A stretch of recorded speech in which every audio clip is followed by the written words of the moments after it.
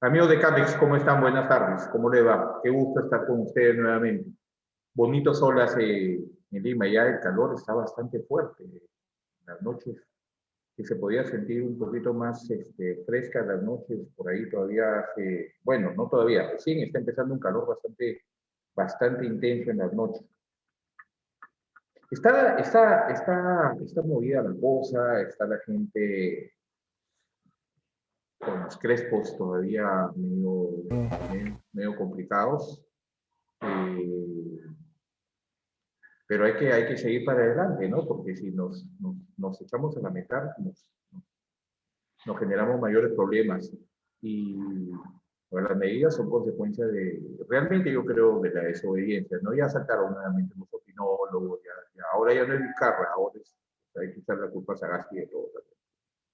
No he sido partidario de Vizcarra, no soy partidario de Sagasti, pero lamentablemente, aunque no te guste el gobierno, y el gobierno hay que obedecer las cosas, ¿no? Estamos en este tema, en este momento, por precisamente no obedecer. Los privaditos que le llaman las piscinitas, los saunas, la gente viendo saunas, o sea, tan esenciales ahorita, de verdad, y exponiendo criaturas. Bueno, ya yo he decidido ya no hablar mucho tampoco en las redes, porque se pica la gente, ¿no? Se molesta. Una amiga sale y pero proponga algo, porque nadie propone, todo el mundo se queja, nadie propone.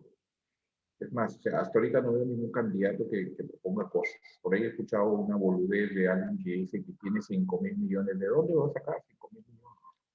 ¿Para qué, cómo y cuándo y dónde? Ese es como el gas de 12 soles de hace algunas elecciones pasadas. Pero bueno, esta no es una plataforma política, esta es una plataforma educativa. Y hay cosas muy importantes. Mi nombre es Juan Carlos Pereira, soy bachiller de Economía, mi especialización en la orientación financiera, crediticia, comercial y de seguros. Siempre es un gusto estar con ustedes. Y un gusto tratar de hacerles entender en realidad, en la medida de lo posible y en la medida también de la disponibilidad que ustedes tengan de querer aceptar recomendaciones, de querer aceptar experiencias que les puedan servir, que sean de provecho para ustedes. Y me pasó con ese tema, por ejemplo, relacionar con uno de mis accionistas, los accionistas de Jorge Chávez, del centro comercial que finalmente estamos tratando de vender y que finalmente se truncó. Y uno de estos accionistas me llama a preguntarme, les conté creo el tema ahora en la sesión del mediodía.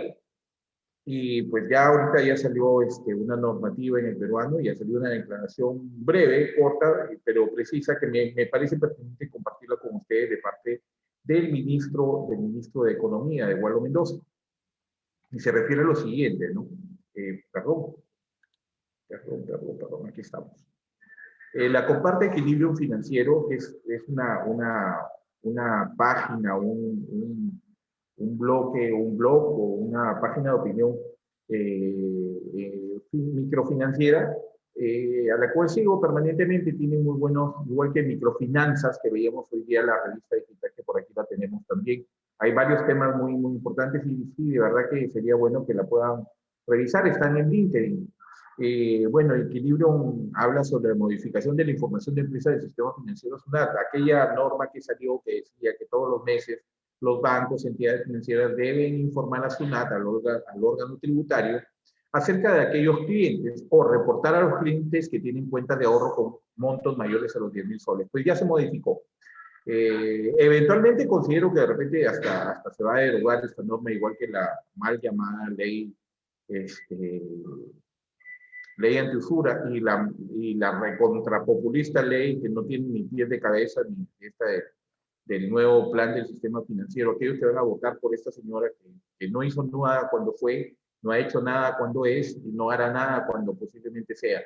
Así que, es más, el candidato ni siquiera aparece, pero bueno, se puede aún. El de plata con cancha creo que es su candidato, ¿no? Entonces, ese arroz con mango del sistema privado de pensiones que ha presentado, ¿no? Es una tontería. Pero no creo que salga. A Dios gracias, creo que va a haber un consenso para que no salga, porque de verdad que no tiene ni pie ni cabeza. Eh, ya sabemos que el Estado es un mal administrador. ¿Dónde van a estar? Y mañana cuando decir, bueno, yo lo propuse, pues son aquellos que han vivido y quieren vivir permanentemente de la política, ¿no? La señora que yo creo que voté por ella en algún momento. Una decisión total, empezando que no debí votar, creo, porque venía con Toledo, pero en fin.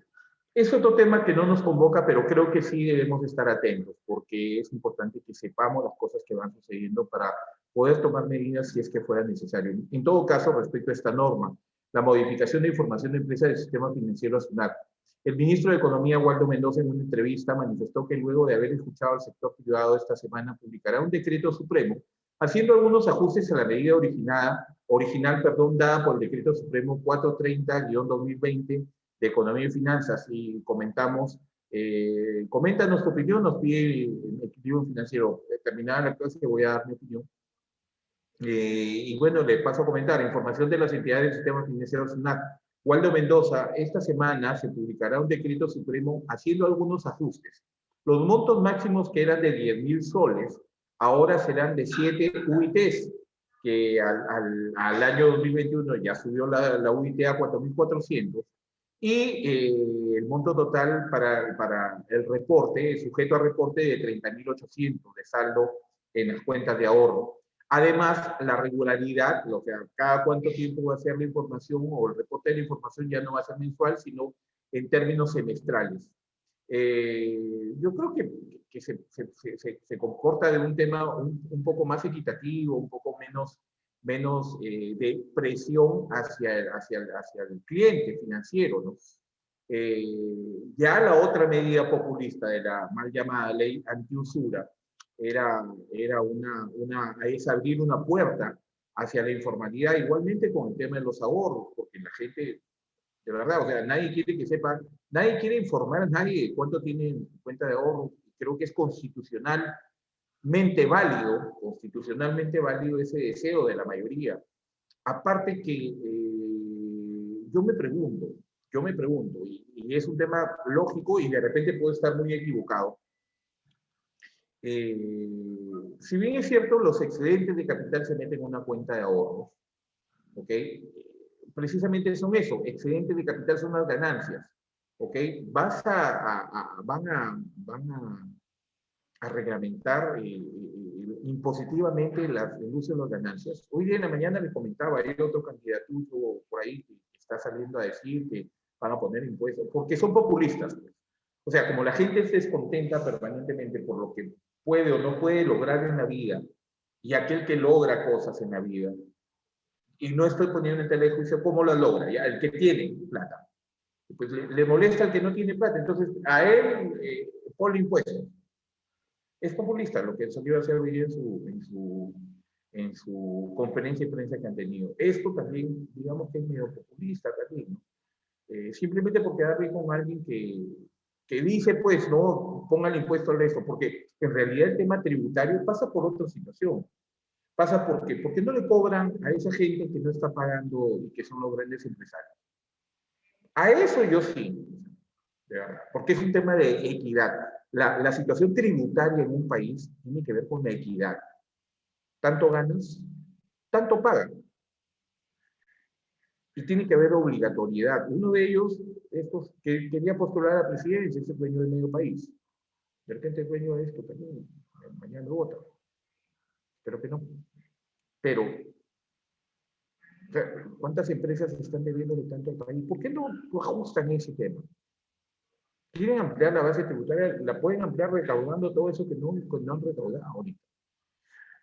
Y esto, al igual que la otra ley, pues tiende al populismo y a la informalidad. La gente, en cuanto a los créditos que no van a poder acceder con la diferenciación o los topes a las tasas de interés, porque el banco no les va a otorgar.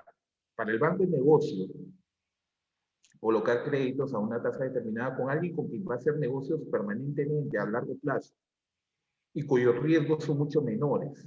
Entonces las tasas van a estar adecuadas a eso. Lo que no sucede en el sector microfinanzas, sobre todo, donde las tasas de interés tienen que ser más altas. La contrapartida aquí de parte de los bancos debería ser, sí pues, Sí, mi producto es caro, no puedo hacer otra cosa porque consigo líneas de crédito cara, porque pago buenas tasas de interés, las cajas municipales pagan mejor tasa de interés que la banca tradicional, en cuanto sobre todo a plazos fijos. Pero la contraparte debería ser tan, ¿cómo les digo?, en el grado tanto de la misma queja de parte del cliente. ¿Te quejas porque paga mucho? Sí, mira, mi producto es caro. Es una verdad inevitablemente de reconocer, inevitable de reconocer, ¿ok? Pero compenso ese precio con una buena o una mejora o una extremadamente mejora en la calidad del servicio. Y habemos profesionales en el sistema financiero que podemos mejorar eso. Ustedes son los correspondientes o los responsables de salir a decirle al cliente lo que pagas, lo que te cuesta, vale. Buen servicio, permanente atención, dar un poco más. Ganas bien, ¿no? Ganas bien, se gana bien como agente del sistema financiero. Los sueldos no son bajos. No son bajos, de verdad, no son bajos. Hay gente que quisiera ganar lo que nosotros o ustedes pueden estar ganando. De verdad. Entonces podemos dar un poco más. O el mismo sistema financiero decirle, mira, mira gerente de agencia, mira analista de crédito, te voy a dar un bono si me cumples lo de acá. Porque lo que se comenzaría a medir ahorita, sea por créditos, sea por ahorros, va a ser la deserción de clientes.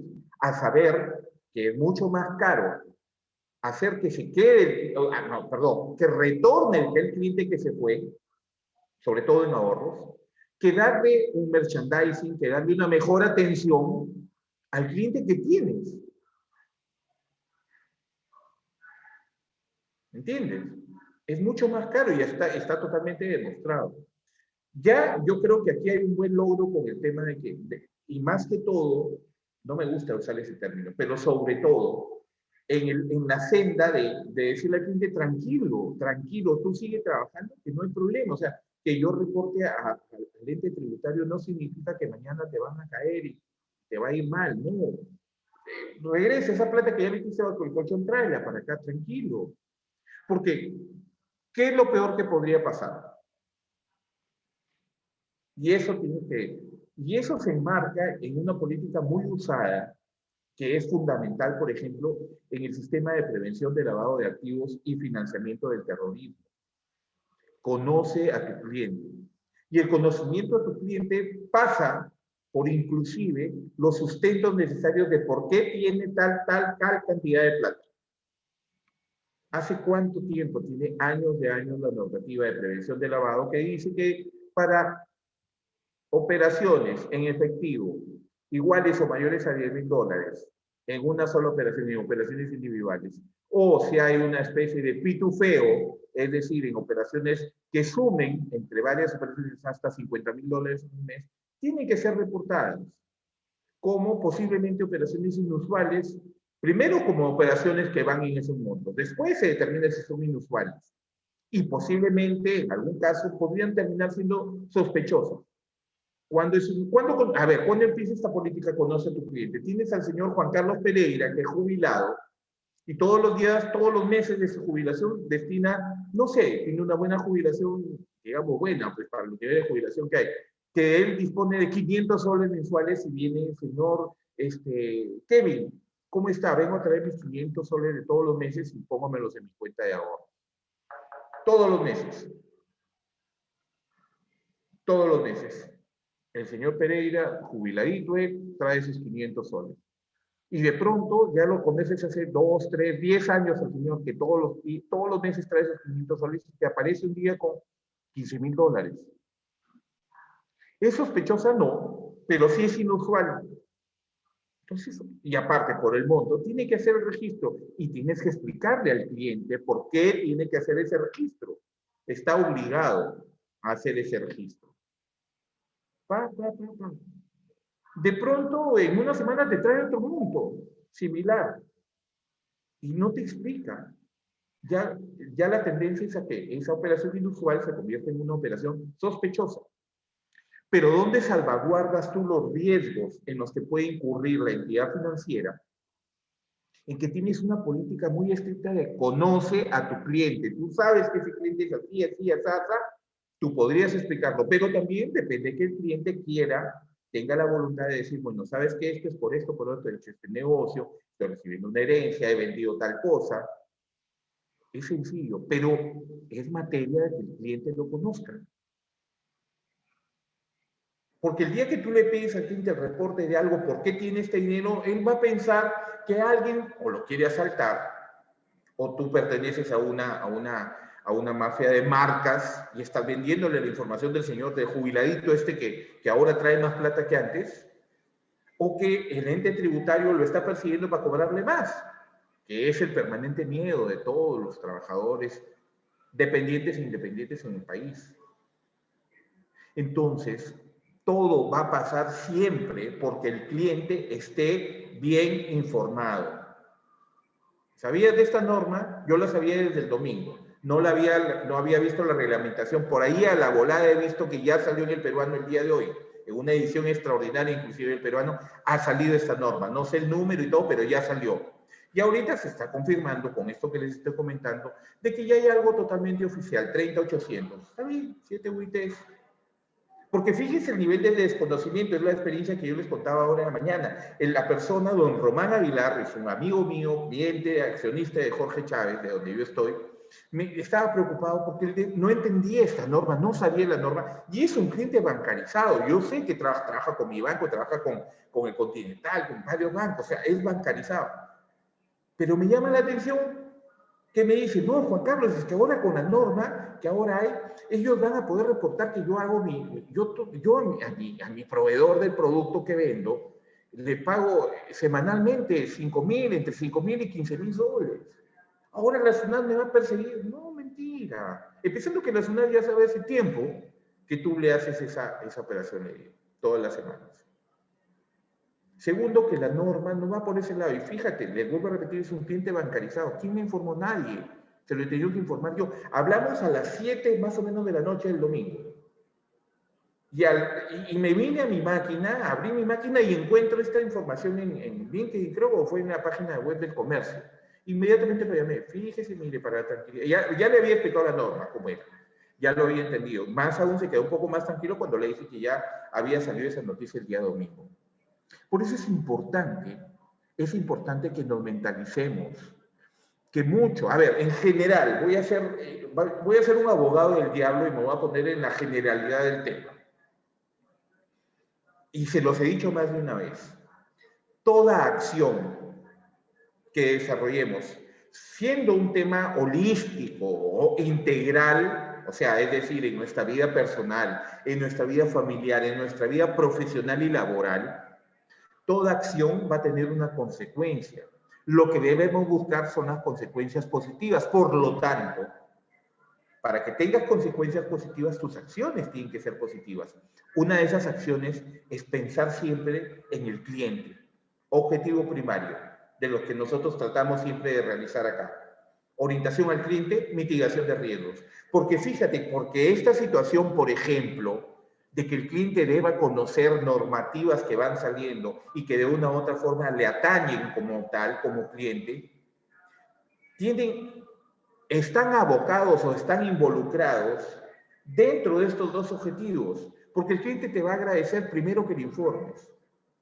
Y segundo, tú vas a tener que agradecer porque si el cliente está bien informado, estás mitigando riesgos de que el cliente cometa cualquier tipo de error financiera o económicamente hablando que pueda perjudicar tu cartera de ahorros o tu cartera de créditos. Y es más, uno de los principales agradecimientos que vas a tener de los clientes es que a pesar de que él pueda decir que le pagas poco en ahorros o que le cobras mucho en créditos, él va a agradecer tu atención, tu asesoría permanente, el estar ahí para él, quedándose contigo. Es un cliente menos a perder. Y les aseguro como que me llamo Juan Carlos Pereira, que este 2021, sobre todo esta primera etapa del año que de verdad va a ser bien dura, tenemos pandemia, tenemos ruido político, y a ese ruido político, porque el ruido político no es solamente una cosa, a ese ruido político tenemos elecciones. Y en esas elecciones tenemos a cuanto populachero va a salir a ofrecer el oro y el moro. No me extrañaría que vuelva a salir un balón de gas de 12 soles por ahí, ¿eh? De verdad. Y son frescazos porque, recuerdo, hay alguien que entró de accesitario, uno que ha sido congresista, ha sido diputado, ha sido senador, ha sido todo, y tuvo que volver en el anterior, en el que cerró Vizcarra. Y él era uno de los que iba, que el gas de 12 soles, igual que el que fue presidente, su líder que fue presidente. Cuando le preguntaron, oye, ¿y el gas de 12 soles? Ah, no, pues son promesas de campaña que uno siempre hace.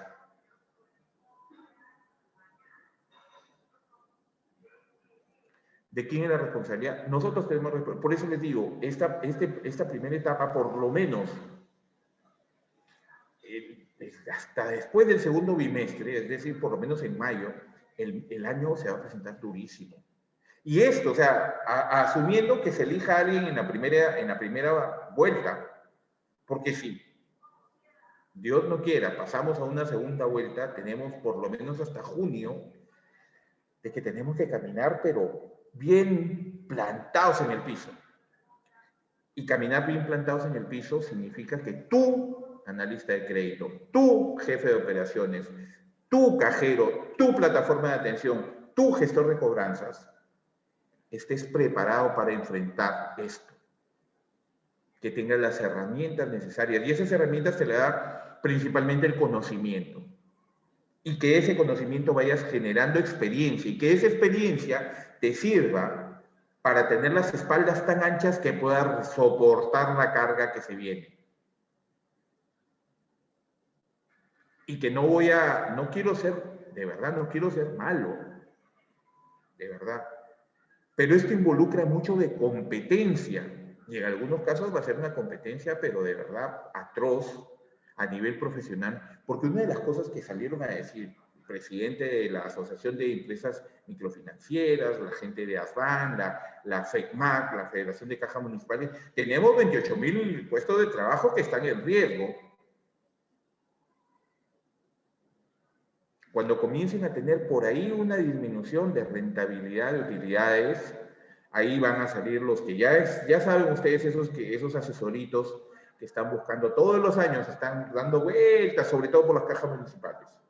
Conozco a uno sobre todo, que le encanta hablar de la gente. Nunca colocó un crédito en su vida, pero sabe mucho de créditos, ¿no? Y esos que se les prenden a los gerentes aquí.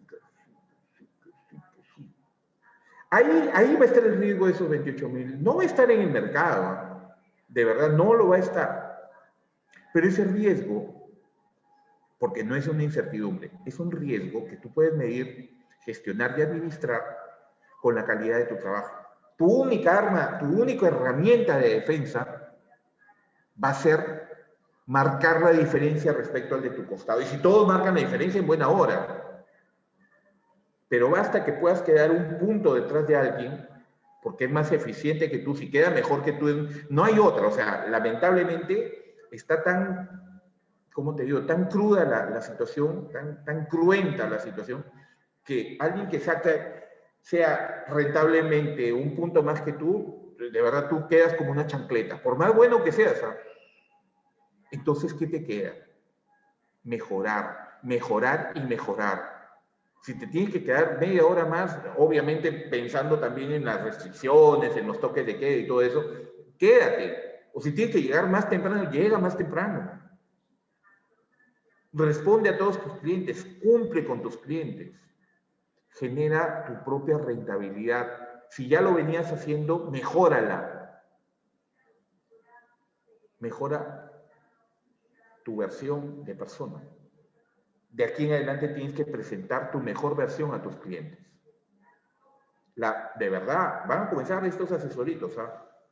Hay uno que ya lo conozco, ahorita creo que están, no voy a decir, salen como, son los gurús, ¿ah? Es el gurú de las microfinanzas en el país. Nunca colocó un crédito. Pero es el que le dice, no, mira, tu rentabilidad está bajando y la tendencia va a ser esa. Y si a alguien le cayó mal, porque son los que van por agencias hablando, si hay un analista que por ahí le cayó mal o alguien que propende a ser jefe de agencia, acuérdate de mí, acuérdate de mí. Recuerda que lo cortés no quita lo valiente nunca, ¿ok? A él sí se le ha quitado lo valiente. Pero son campeones, ahí van a hacer que salga gente. Ahí es peligroso, de verdad. Tienes que ponerte las pilas. Tienes que ponerte las pilas. Esto es importante, y esto es importante que se lo pasen a sus clientes, que le informen a sus clientes, ¿ok? Y vamos de frente a nuestra, si vuelve a suceder esto, vamos a volver a entrar para evitar, de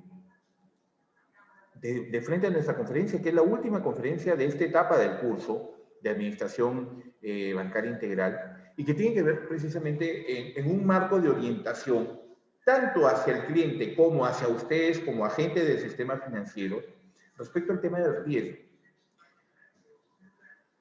Y es importante que se sepa que en las instituciones financieras existen roles y responsabilidades en la gestión de riesgo y que en la medida que todas las cumplan a cabalidad, la gestión de riesgo va a ser una de las banderas de éxito en la gestión de la entidad financiera.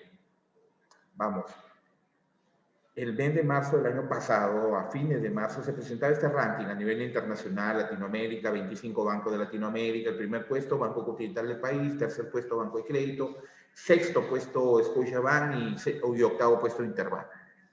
Pero el éxito de estas entidades es necesariamente, más allá del sistema, más allá de la tecnología, es la gestión de las personas. Y empezando que creo yo, y esa es una condición, creo, sine qua non, es que la gente que trabaja en estas instituciones es gente que trabaja contenta. Y si están contentas, son comprometidas. Y la gente comprometida es aquella que da un poco más siempre. Por más que te digan sobo, que le limpie las tabas al jefe, lo que te quieran decir, pero si tú eres comprometido con lo que haces, primero que le vas a poner pasión a lo que haces, y segundo, vas a cumplir los objetivos, vas a ser la persona más competitiva del mundo. Si ustedes no están, si alguien de aquí no está en una de estas instituciones, píquense, y hagan que la institución en donde está pueda propender hacia ellos. Caja Arequipa, segundo o tercer año consecutivo que es nombrada como uno de los mejores lugares para trabajar. Y no estoy haciendo propaganda, de verdad, no estoy haciendo propaganda. Tengo amigos trabajando ahí, sí. Me encantaría que, por ejemplo, esté Caja Sullana arriba. Tengo cantidad de amigos trabajando en Caja Sullana. Y trabajo algunas operaciones con Caja Sullana. Pero es un tema de compromiso de la gente. Y en ese marco de ese compromiso es que los roles y responsabilidades en la gestión de riesgos nos abocan a todos, nos convocan a todos los funcionarios de la institución financiera. Por eso la integralidad de pensar permanente, pensar, respirar, comer riesgo es importantísimo. Bajo la perspectiva fundamental de estas tres dimensiones de riesgo. Por ejemplo, a ver, y vamos a ver las dimensiones de riesgo adelante, me había adelantado un poco. Entre los roles y responsabilidades, por ejemplo, y que hemos hablado hace 2 o 3 semanas del internal audit, del modelo, de las 3 líneas de defensa y el corporate assurance del grupo BBVA a nivel global, donde le otorga al internal audit, la auditoría interna, una gestión realmente global y propiamente, totalmente dicho, global, porque se involucra en la gestión de todos los estamentos internos como externos, es decir, la tercerización de algún tipo de los servicios de la entidad financiera. Y es importante porque genera la posibilidad, primero, de control, pero ese control no es un control represivo, es más bien un control preventivo, que busca evitar caer en el error. Y en esa cadena, sucesión de hechos, el caer en el error genera incremento en los riesgos, quiere decir que no están mitigando riesgos. Y el incremento en los riesgos puede generar la posibilidad de pérdida, y las pérdidas se agrandan o se pueden achicar si tienes una adecuada medición, gestión y administración de los riesgos a los que te enfrentas en la actividad financiera.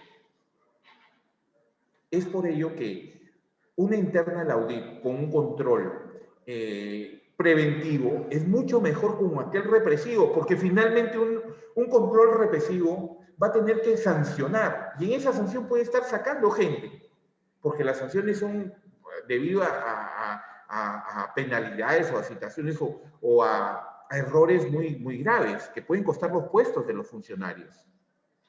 Por eso es importante que respires, sueñes, duermas y te despiertes todos los días pensando en riesgos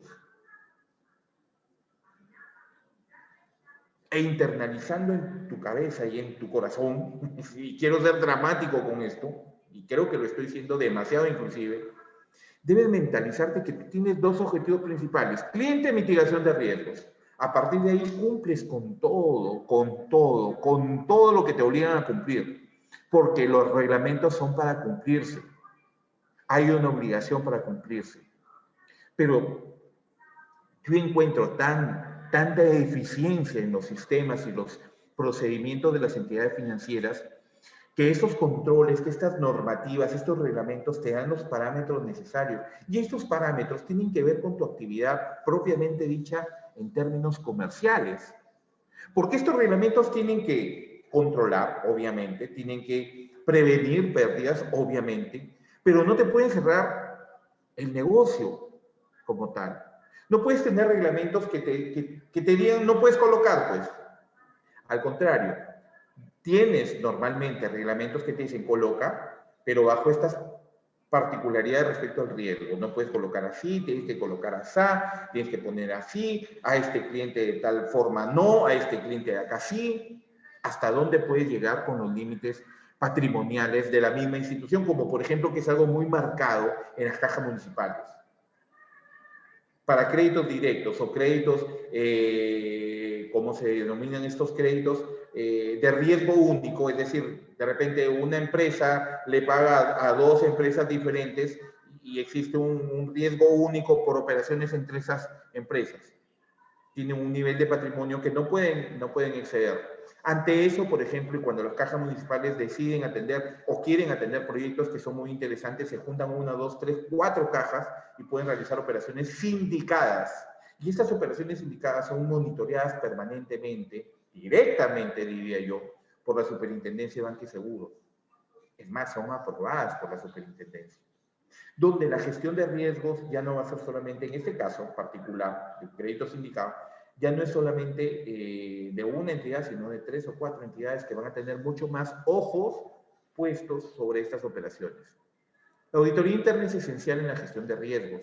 Este rol permite asegurar el objetivo que se persigue en la alta dirección, o sea, que el cumplimiento, que es en cascada, pero vertical, es decir, llega de la alta dirección hasta las últimas, que son las unidades de negocio, los del face to face con el cliente, bajan esas normativas, pero bajan verticalmente porque se tienen que cumplir sí o sí, tienen obligatoriedad de cumplimiento. De esta forma, la organización se asegura que los riesgos claves están siendo gestionados apropiadamente y que el sistema de control interno está siendo operado en términos totalmente efectivos.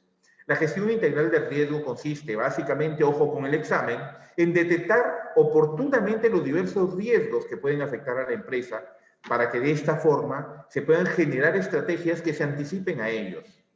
Uno de los éxitos de la gestión de riesgos, cuando ya le encuentras el camino, encuentras la muñeca para poderlo gestionar, es que basado en ese conocimiento, basado en el expertise que logras con una operación y otra operación y otra operación, es, a ver, el ejemplo de siempre. Los mejores pateadores de tiros libres en el fútbol, Maradona, Messi, Cueto, Ñol Solano.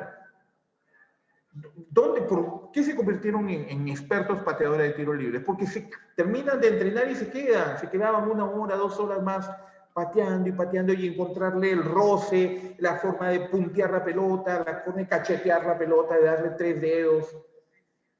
Eso lo trasladas a una actividad financiera, bancaria, donde estás expuesto a diversos riesgos y generas actividad continua y te generas tú mismo el expertise necesario, va a ser que te puedas inclusive predecir la posibilidad de pérdidas ante los riesgos que se presentan, bajo la perspectiva de que no es riesgo cero, pero sí puedes mitigar el riesgo, lo cual te puede ayudar a disminuir el nivel de pérdidas que puedes suceder ante la eventualidad de un hecho funesto, por ejemplo, esta emergencia del sistema financiero, del sistema sanitario que se traslada a toda la actividad económica y financiera del país. Para que de esta forma se puedan generar estrategias que se anticipen a los riesgos, que se anticipen a evitar pérdidas mayores por los riesgos que subyacen a la actividad financiera, con el objetivo de convertirlos más bien en oportunidades de rentabilidad para la empresa. ¿Cuál es la importancia de la gestión de riesgos? Que sea cual sea la naturaleza del negocio, siempre va a estar expuesta a riesgos. Y ya hemos sabido, y son sabidos, riesgo de liquidez, riesgo de mercado, riesgo crediticio, riesgo operativo, riesgo reputacional, riesgo de divisas, de tipo de cambio. La gestión de estos comienza detectando los posibles peligros a los que te expones, para después adoptar las medidas oportunas o implantar los procesos necesarios para minimizar o eliminar estos peligros. Por ejemplo, el riesgo cambiario, y voy a decir la palabra que ojalá sea mágica y haga que se aparezca uno de alguien que nos acompaña permanentemente. Un factor de altísimo riesgo es la volatilidad de los capitales, que te generan la posibilidad de que los tipos de cambio se muevan permanentemente. Dije volatilidad. Vamos a dar unos minutos. Kevin debe estar apareciendo a partir de esta palabra. ¿Ok? La gestión integral de riesgos tiene que ser vista en 3 dimensiones. Y tiene que ser así, porque de otra forma pierdes primero objetividad y pierdes oportunidad. Objetividad para verlo claramente y oportunidad de mitigarlo y reducir el nivel de pérdidas. Y también le vamos a poner el condimento de la incertidumbre. Porque sabemos, la incertidumbre la puedes tener, pero no la puedes medir y no la puedes gestionar, no la puedes administrar, porque algo que es, vamos a poner un término, etéreo, intangible, no lo puedes cuantificar. Tú no puedes decir, tengo mucha incertidumbre porque si salgo a la calle me puedo contagiar, ¿sí? A mí me pasa eso. Pues no lo puedes medir. Lo único que puedes hacer es, no sé, cubrirte, lavarte las manos, andar con tu alcohol, ponerte la mascarilla, ponerte el protector facial, bueno. Pero no lo puedes administrar de esa forma, pero sin, digamos, números cuantificables. Pero lo otro sería es que si yo administro mi dinero de tal o cual forma, el riesgo de contraer el coronavirus al salir lo puedo gestionar porque yo mido esos riesgos en que debo tener un presupuesto para no tener que tomar transporte público masivo, sino un taxi, por ejemplo, o tener mi propio vehículo. Ya lo están viendo y esa incertidumbre lo trasladas a un riesgo y el riesgo ya lo puedes medir, ya lo puedes cuantificar, por lo tanto lo puedes administrar y gestionar eficientemente, con lo cual estás buscando reducir las pérdidas. Reduces pérdidas ante la ocurrencia de ese riesgo y reduces también la incertidumbre. Te quedas con el riesgo, el cual puedes medir, cuantificar, gestionar y administrar. Y puedes reducir las pérdidas hacia ello. No existe riesgo cero, no existe, es por demás. No existe, no insistan, no existe riesgo cero. Entonces, en esa medida existen 3 dimensiones. Previenes, mitigas y haces que no te vuelva a ocurrir en la medida de lo posible las pérdidas generadas por este riesgo. 3 dimensiones. Primera, prevención. Segunda, mitigación. Y tercera, evitar la existencia de riesgo a largo plazo. Y esa tercera dimensión tiene que ver con la canción de Julio Iglesias. Tropecé de nuevo con la misma piedra. ¿Ves? No les dije. Volatilidad de la palabra. Es la palabra clave. La otra es paraíso fiscal. Kevin, ¿cómo estás? Buenas tardes. ¿Qué tal? No, ya no falla, de verdad. De 10, 9. Solamente un día me falló. Kevin, ¿cómo estás? Bienvenido. Qué alegría que estés con nosotros. Y les decía, esta tercera dimensión tiene que ver con aquello que, pues ya sé que existe riesgo, ya sé que puedo perder, pero voy a buscar perder lo mínimo. Y eso tiene que ver con algunas políticas o algunos no parámetros, sino algunas técnicas de la medición del riesgo, como por ejemplo aquella que se denomina RORAC, que traslada la responsabilidad de las pérdidas esperadas al capital expuesto, en donde, entre otras muchas cosas, te dice, tú debes saber cuánto es tu pérdida esperada, pero prepararte para perder más. Y esto, fíjense, y lo vamos a ver aquí a un ratito nomás, calza con las propuestas de los acuerdos internacionales de Basilea. Porque si el RORAC te dice, en términos muy coloquiales, sé que voy a perder 1, pero me preparo para perder por 10, si lo traslado a Basilea, Basilea te dice, los acuerdos internacionales de requerimiento de capital tiene que ver con aquello que patrimonialmente la entidad financiera tenga la posibilidad de asumir las pérdidas a partir de la sucesión del evento de riesgo y además tener la posibilidad de continuidad de negocio para un año más por lo menos. Eso se engloba dentro de las 3 dimensiones de la gestión integral de riesgos. ¿Ok? Conozco, reduzco y manejo el desastre. Que aplica igualmente para desastres naturales, ojo. Por ejemplo, o sea, yo no entiendo, y hasta ahorita no he escuchado nada, a Dios gracias, por ejemplo, de Chosica. Llevo casi 20 años acá en Lima, de los cuales hasta ahorita es el año 18, porque hay 2 que no fue tan fuerte, este año no he escuchado nada hasta ahorita, que la gente se muere pues en Chosica con los baicos en esta época. ¿Por qué? Porque no conocen su riesgo, que lo conocen, no lo reducen, que pueden, y menos manejan el desastre. Sigue la gente poniendo casas en el camino de las quebradas. ¿Dónde está? Tenían un alcalde como por 20 años, creo.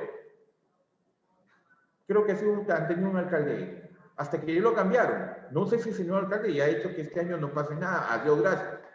Por ejemplo, estos ejemplos del sistema financiero aplican también para la vida misma, para la vida diaria.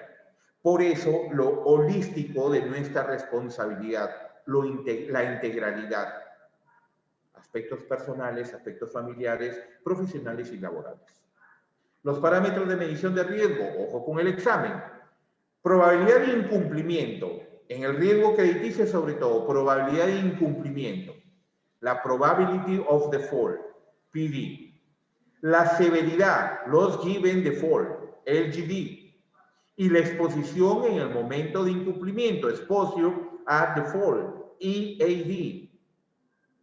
La severidad tiene que ver con el nivel de las pérdidas. ¿Cuánto podría perder la pérdida esperada? Y la exposición tiene que ver con la cantidad de capital colocado y que en el caso crediticio y que se está poniendo en riesgo. Para contratos ya incumplidos, es decir, cuando ya entraron en default, es decir, cuando ya dejaron de pagarte, un eje relevante es el tiempo transcurrido desde el incumplimiento. Y eso, a nivel estrictamente operativo, tiene que ver con que si el cliente tiene un día de retraso o llega a los 120 días, ¿y qué hiciste en esos 4 meses? Que no hiciste una labor adecuada, eficiente y eficaz de cobranza. Porque no es solamente que el cliente entre en mora, es la cantidad de soles que le cuestas a la institución financiera, tú que no lo gestionas, el cliente que no paga, por temas de provisión. Que involucra otras acciones a tomar, sí, ya las he comentado en algún momento, pero si el cliente tiene ahorita 120 días, en algún momento tuvo un día de retraso, ¿dónde estuviste? Enséñame las gestiones de cobranza que has hecho. Porque vamos, Juan Carlos, pero me hablas de términos PID, LGD, EAD, PD.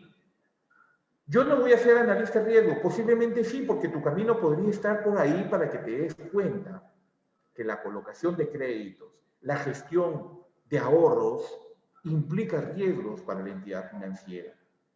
Y esa implicancia en los riesgos nos lleva a meternos de lleno, de llano y plenamente a una gestión integral de riesgos que nos permita conocer el riesgo, mitigarlo y prevenir que no nos vuelva a gestionar o a generar las pérdidas que hoy en día nos está aquejando. La antigüedad de la operación es el tiempo transcurrido desde la contratación hasta la entrada en la mora. Este eje también resulta relevante, reflejándose en una relación decreciente entre severidad y antigüedad. Mientras más antiguo, más severo, ya que cuanto más tiempo esté el contrato sin entrar en mora, mayor será su posibilidad de recuperación. Esa es la inversalidad de la relación que existe. ¿Okay? La probabilidad de incumplimiento. ¿Por qué me preocupa la PD, la Probability of Default? Es la necesidad que debes tener como evaluador de crédito de evaluar la calidad crediticia del cliente. Cumplir con los requerimientos obligatorios o regulatorios de los acuerdos de Basilea, que lo vamos a ver ahorita. En el trabajo y en el negocio, es el trabajo y el negocio de las empresas de rating, de scoring, de reportes financieros, Infocor, Sentinel, la misma base de datos de la superintendencia. Y regresaremos a esto cuando estudiemos el modelamiento del riesgo de crédito, que lo vamos a ver en el otro curso. La necesidad de información de los inversionistas y los gerentes de las empresas, que es la gestión de riesgos y de necesidades de financiamiento. Cuando se busca financiamiento, no solamente se busca el dinero, sino que no implique unos riesgos que puedan hacer probable la posibilidad de perder rentabilidad y ganancias y utilidad. ¿Okay?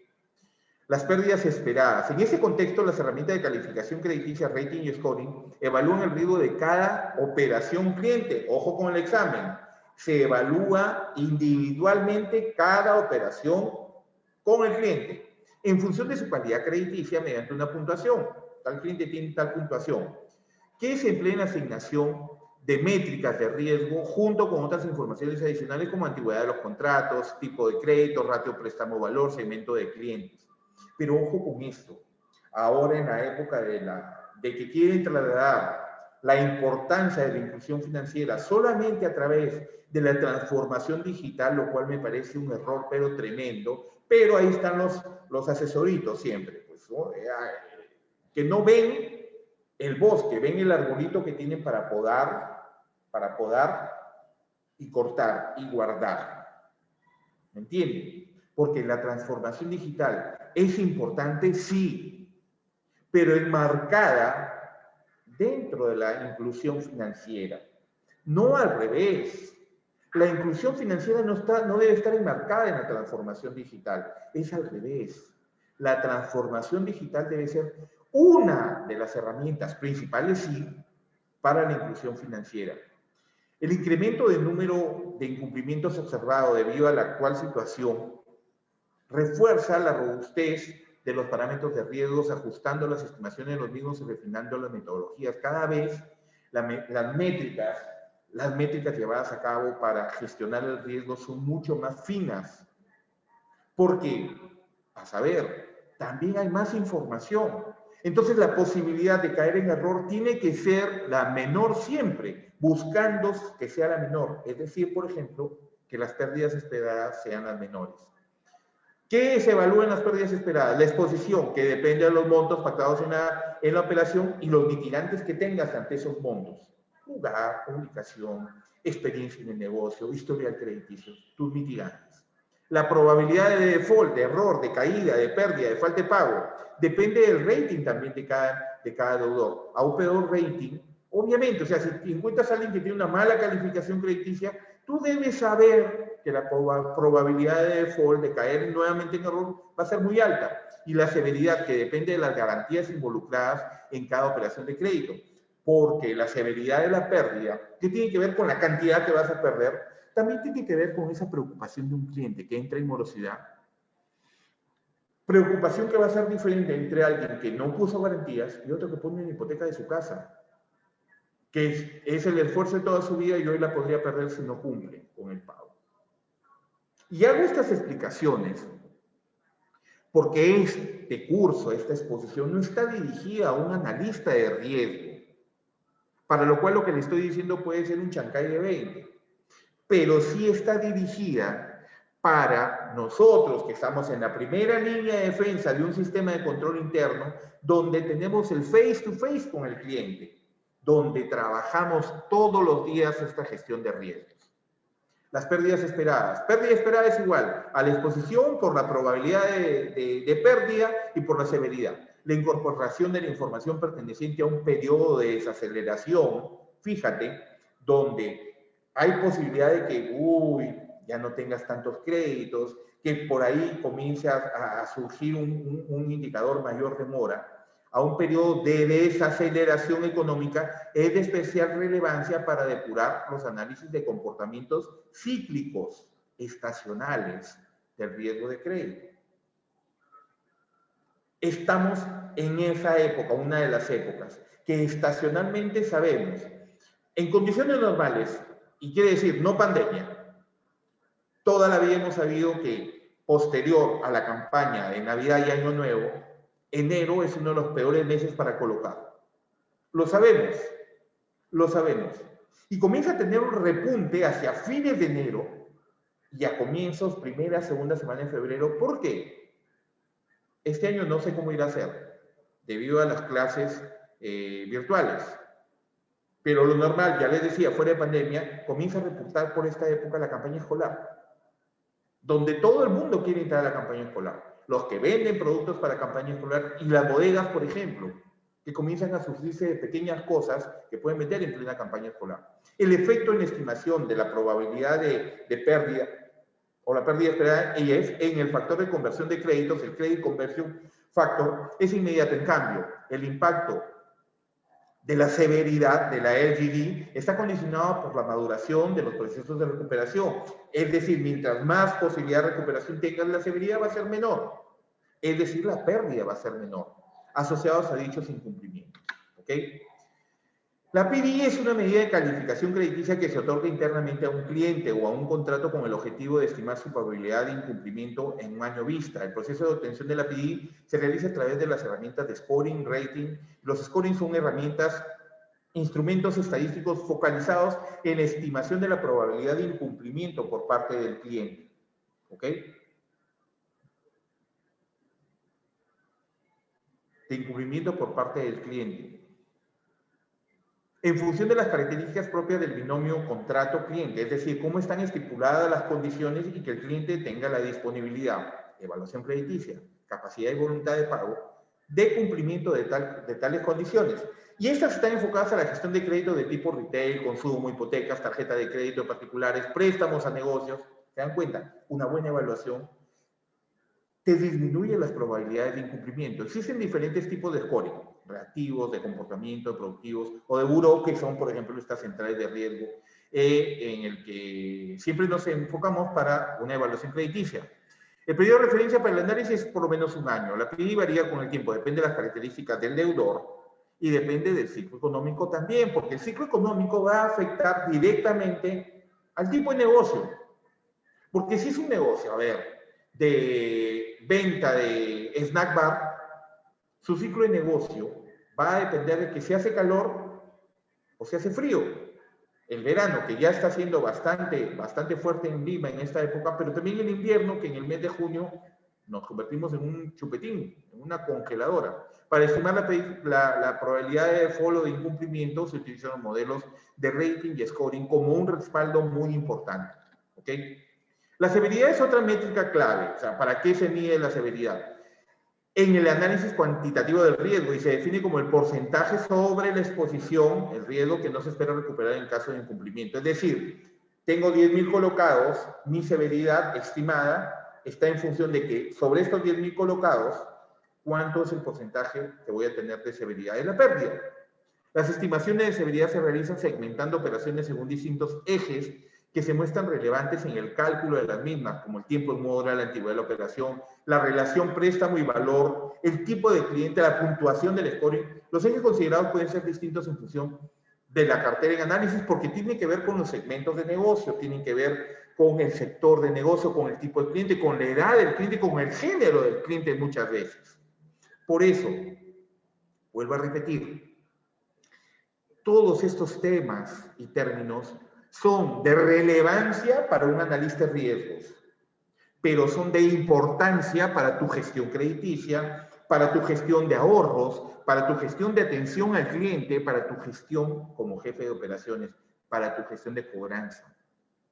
porque esta línea de primera línea de defensa, que tiene que ver con el face to face, con el cliente, con las unidades de negocios totalmente operativas, son las que enfrentan, son las que deben desarrollar esta gestión integral de riesgos. Por eso es importante que tú conozcas estos términos y estas métricas, por lo menos conceptualmente, para que sepas a qué te enfrentas, porque no todo es coser y cantar. Y cuando digo coser y cantar me refiero a realizar la evaluación crediticia y bueno, coloqué. Y ya, y me gané mi bono a fin de mes. La severidad tiene que ver, depende de otras muchas cosas. Antigüedad de la operación en mora. Habrá más severidad si la operación tiene más antigüedad. O sea, vas a perder más mientras más tiempo esté en mora. La exposición en el momento de cumplimiento. Para algunos productos es muy importante, como por ejemplo la tarjeta de crédito, porque si hablamos de tarjeta de crédito, estamos hablando de líneas. Y la severidad va a depender del monto que ya se utilizó de esa línea de crédito. Ojo, la existencia de garantías. El cliente va, como les decía hace un momento, o sea, no va a querer perder la inversión de su vida que ha sido su casa, y eso hace que la severidad podría disminuirse si el cliente entra en razón de no querer perder la garantía expuesta de su parte ante la probabilidad de no pagar el crédito. Y obviamente la calidad crediticia de la contrapartida, que es el cliente. Si la calificación crediticia es mejor, la severidad es inversamente proporcional. La severidad va a ser menor. Mientras mejor sepas que es buen pagador el cliente, la severidad sobre ella, sobre la operación crediticia, va a ser menor. Basilea. Basilea son acuerdos globales sobre el requerimiento, principalmente sobre el requerimiento de capital. Patrimonialmente hablando, valga la aclaración siempre, que necesitan las entidades financieras a nivel global para hacer frente a las posibles pérdidas ante la ocurrencia de situaciones de emergencia, como por ejemplo esta pandemia que afectaba, por ejemplo, situaciones de cadenas de pago, y no solamente a nivel crediticio, sino también a nivel de el cumplimiento de parte de las entidades financieras. Los acuerdos de Basilea han evolucionado en función al ritmo de los acontecimientos. ¿Por qué? Porque siempre aparecieron y se han ido modificando, se han ido actualizando de acuerdo a las circunstancias que han habido en las economías a nivel global. Por ejemplo, la crisis del 2008, las burbujas inmobiliarias, los créditos problemáticos en Estados Unidos y en España del 2008 trajeron Basilea II.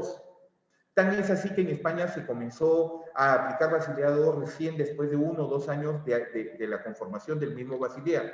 Y el acuerdo de Basilea I, que fue en el 88, estableció principios básicos. Uno de los principios básicos era determinar un porcentaje determinado del capital patrimonial, digamos, que este capital debía ser suficiente para hacer frente a los riesgos de crédito, de mercado, de tipo de cambio. El acuerdo de Basilea I estableció que cada entidad el capital mínimo de cada entidad financiera a nivel global debe ser por lo menos el 8% del total de los activos en riesgo. O sea, del total de los activos en riesgo que son de la exposición, del capital colocado, tanto en créditos, tanto riesgo de mercado como tipo de cambio, sumados entre todos. Basilea I se firmó en el 88, el principio es tener capital suficiente para absorber pérdidas. Su objetivo, ayudar a los países a fortalecer sus procedimientos de supervisión y promover la estabilidad financiera y macroeconómica. Porque no es solamente que los bancos y el sistema financiero esté bien. ¿De qué te sirve eso si el PBI se cayó? Si la inflación se disparó. Porque son factores macroeconómicos que van a afectar necesariamente la estabilidad financiera. Y el propósito es fomentar la convergencia hacia enfoques y normas en común. Es decir, que puedas hacer negocios en Perú como en la China sin ningún tipo de problemas financieros. Basilea II se aprobó el 2004.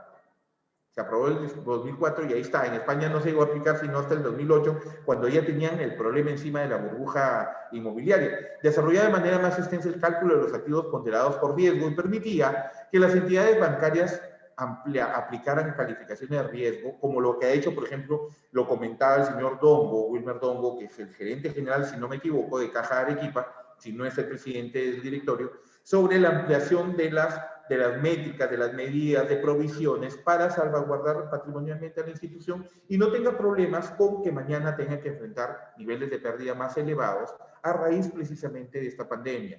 Basilea II fue aprobada en 2004. El principio básico de Basilea II es que toda entidad debe tener recursos suficientes para absorber las pérdidas de su actividad financiera.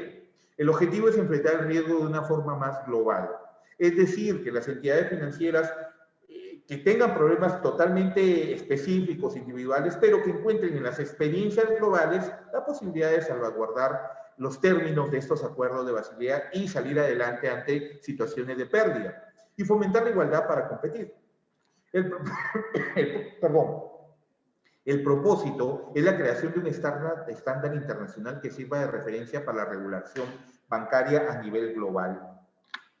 Basilea 3 es un poquito más extenso, es el último, se hizo en el 2010. No me extrañaría que por ahí salga un Basilea 4 a raíz de esta pandemia. ¿Y qué busca? Se establecieron nuevas recomendaciones, endurecimiento en los criterios de aumento de la calidad del volumen de capital, es decir, que se tenga mucho más que ese 8% para asegurar su mayor capacidad de absorber pérdidas. ¿Por qué? Del 1988 al 2010, las cosas cambiaron radicalmente. Más tecnología, más acceso, más inclusión financiera, mayores volúmenes de negocios. Por lo tanto, los requerimientos de capital para absorber las pérdidas, para enfrentar esas pérdidas, tenían que ser necesariamente mayores. Constitución de colchones de capital durante los buenos tiempos, es decir, en épocas de vacas gordas, comenzar a acumular ese capital que te permita soportar la incidencia de pérdidas ante los riesgos presentados. Introducción de nuevo ratio de apalancamiento como una medida complementaria a los ratios de solvencia. Basilea 3 se aprobó en 2010 con el principio de reforzar los controles en el control de riesgo e incorporar con mayor detalle el riesgo de liquidez, las estructuras y las posiciones del balance. El objetivo es la introducción de dos ratios de liquidez importantísimos. El Liquid Coverage Ratio, que es soportar graves crisis de liquidez, y el Net Stable Funding Ratio, que permite a los bancos resistir por lo menos un año más a la crisis, es decir, reforzar la continuidad del negocio. El propósito principal es la reducción de la probabilidad de ocurrencia de una crisis. ¿Qué requerimientos? Son tres los pilares de Basilea. Los requerimientos cuantitativos, medidos de activos, pasivos, provisiones y capital. Todas las entidades deben tener una provisión técnica mínima con respecto a la exposición crediticia. Es decir, sobre el capital total colocado debes tener una exposición, una provisión respecto a ese capital mínima que te permita salir adelante ante momentos de crisis. Por este motivo, según sus características específicas, cada entidad debe someterse a un proceso de estandarización de datos y procesos para ofrecer garantías frente a la exposición del riesgo operacional, del riesgo crediticio y del riesgo de mercado.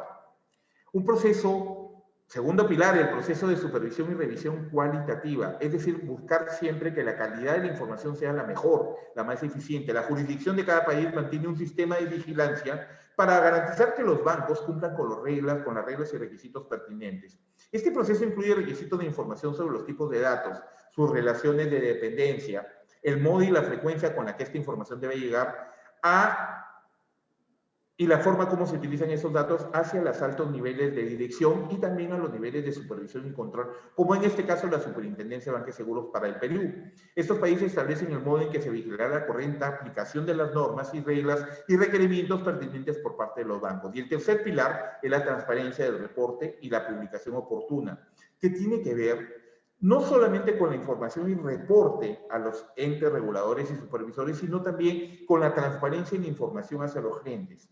Los datos usados en estos informes han de ser totalmente certeros, es decir, que una vez que la información es pública, los datos deben ser consistentes y totalmente justificables. Cúbrete tú la espalda con mi dolor, dice la canción. ¿Qué lecciones nos ha dejado Basilea? Que es necesario un buen gobierno de los datos, es decir, no puedes trabajar cualquier cosa en los datos, no puedes duplicar datos, no puedes tomarlos a cualquier forma, a cualquier precio los datos. Tomar decisiones a tiempo supone contar con datos antes de tiempo, es decir, por eso el proceso de vigilancia y control permanente. Los reguladores requieren que los bancos adapten sus procesos rápidamente y no atienden a la idiosincrasia de sus activos ni a las inversiones realizadas. Por eso es importante ser capaz de reaccionar cuanto antes en cuestiones como la gestión eficaz de los datos. Es sumamente importante. La calidad de los datos debe medirse y reportarse para justificar estos informes. Se debe realizar un monitoreo proactivo de los atributos clave de los productos bancarios, de los clientes y los procesos asociados. Es decir, medir permanentemente, evaluar permanentemente tus procesos, tus activos, tus pasivos, para saber a qué te estás enfrentando qué estás haciendo bien y qué también posiblemente estás haciendo mal. Las entidades bancarias deben tener una capacidad de reacción y de gestión eficaz de la exposición al riesgo de sus clientes o partners, porque finalmente el cliente que trabaja en sinergia con las entidades financieras debe convertirse más que un cliente en un aliado, en un partner de la entidad financiera. Por ello, se justifica aquí claramente lo que les vengo diciendo. Señor cliente, usted paga, lo que usted está pagando cuesta lo que vale. Así de simple, así de simple. Tienes que adaptar el funcionamiento para poder moverse en todo momento al ritmo del regulador en función de la evolución de la economía y las especificaciones de cada país. Es un gusto estar con ustedes siempre. Ya me pasé algunos minutos, pero es importante despedir este curso de la mejor manera, con el éxito que creo que ha tenido, y el éxito yo lo grafico siempre en la permanencia de ustedes. Kevin es una persona que nos acompaña hace mucho tiempo y quiero expresar el agradecimiento a todos en la persona de Kevin, que siempre nos acompaña desde ya creo que el mes de septiembre, está casi en todos nuestros cursos, está permanentemente con nosotros. Quiero agradecerles esa gentileza de estar conmigo acá. Empezamos nuevamente el curso de Administración Bancaria Integral prácticamente desde cero. Hacemos una pequeña reingeniería, vamos a adaptar algunos temas adicionales porque lo tenemos con nosotros para el mes de febrero y marzo. Cambiamos de horario, no de día, sigue siendo los miércoles, pero esta vez nos pasamos al prime time, de 7 a 8 de la noche y de 9 a 10 de la noche desde el próximo miércoles. Nos encontramos nuevamente, si Dios quiere, en este su curso de Administración Bancaria Integral. Cuídense mucho, lávense las manos, mantengan la distancia social. Mañana nos vemos para cerrar esta etapa de gestión de riesgos financieros y el día viernes ya lo empezamos en un nuevo horario como gestión integral de riesgos. Siempre va a ser un gusto estar con ustedes. Muchas gracias por estar aquí. Que Dios los bendiga siempre, siempre y que los cuide permanentemente. Cuídense mucho, por favor. Los quiero ver todos los días que estemos acá. Muchas gracias.